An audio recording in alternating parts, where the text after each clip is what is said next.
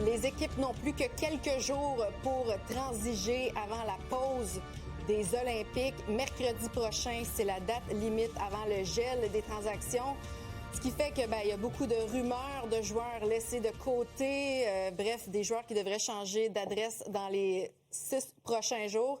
On va parler justement des derniers bruits entourant certains joueurs, à commencer par Artemi Panarin. Lui, ça fait déjà quelques semaines qu'on en parle. Lui, on ne le reverra pas dans l'uniforme des Rangers avant la pause olympique. Même chose pour Blake Coleman. Vous les voyez aller où, ces joueurs-là, messieurs?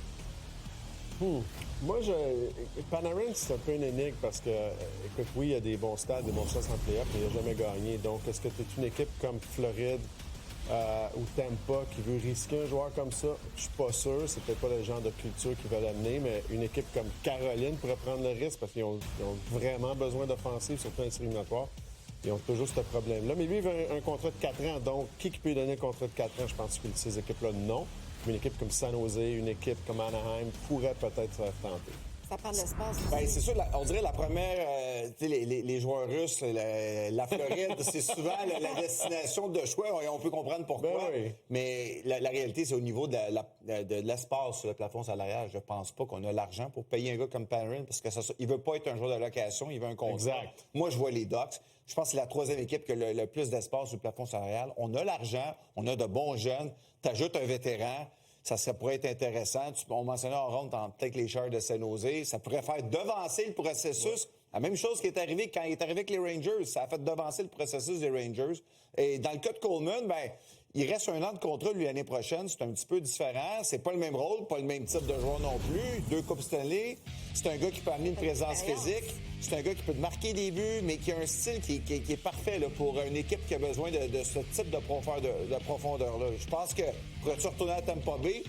Qui sait? Je n'ai jamais sous-estimé Julien Brisebois. Exactement. Moi, je pense que oui, qu'il peut retourner à Tampa Bay parce que la seule raison qu'il est parti, c'est parce qu'il est un joueur de 4e trio qui faisait 15 à 18 buts par année, puis il y a quelqu'un qui a offert 4,9 millions. Il est à Calgary. C'est juste ça. Exact. Mais il a compté parce quand qu'on même. l'a regardé, je pense. C'est sûr. Il a quand même une grosse saison. Il a marqué 30 buts à Calgary, mais c'est pas un gars de 30 buts. C'est un gars entre 15 et 20 buts qui va frapper. Puis c'est un gars d'équipe. Ils ont gagné avec. Moi, je serais pas surpris.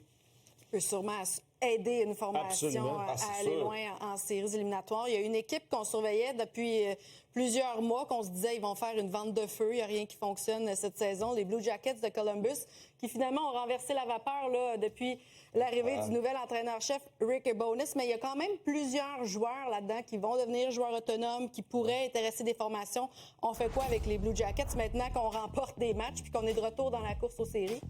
Écoute, ça fait plusieurs années qu'ils sont dans la course, qu'ils jouent bien. Cette année, c'est un petit peu surprenant qu'ils n'étaient pas là. Rick Bowness, c'est-tu le genre d'entraîneur qui peut les amener ailleurs? Peut-être. Mais il avait pris sa retraite parce qu'il était trop vieux. Là, il est revenu. C'est un petit peu... je sais pas comment que ça va sur le long terme. Mais en même temps, Jenner, je pense qu'il a de la valeur. Il va être unrestricted. Donc, ce genre de joueur-là. Godbranson aurait eu de la valeur, mais là, il y a eu une opération cet été. Donc, il a seulement joué 10 matchs. Mais défenseur droitier, c'est quand même intéressant. Donc, je ne sais vraiment pas ce qui va se passer là.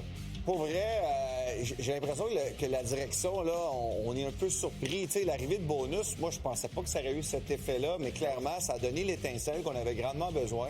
Dean Evason doit être chez eux et de se demander qu'est-ce que je faisais de pas correct avec les gars, parce qu'il y a certainement eu une réponse là, de tout le monde. Là, t'as un Sean Monahan qui commence à se réveiller, qui avait pas un bon début de saison. T'as Werenski qui joue encore une fois du hockey de très, très haut niveau, un des meilleurs défenseurs dans la Ligue. Moi, je pense que si on a une chance, je pense pas qu'on va commencer à vendre. Moi, je pense qu'à partir du moment que tu reviens dans la course comme organisation, l'année passée, on a manqué les séries par 2 points, là. Exact. On veut pas revivre ça. On veut peut-être aider l'équipe, contrairement à ce qu'on pourrait penser. Donc, les équipes qui ont jusqu'à mercredi 4 février, je le rappelle, pour transiger avant la pause olympique. Ensuite, un gel jusqu'à la reprise des activités. Ça va être intéressant de voir ce qui se passe dans les prochains jours parce que là, on le sent, il y a plusieurs équipes qui se préparent déjà là, pour un long chemin en séries éliminatoires. Merci, messieurs. On fait une courte pause.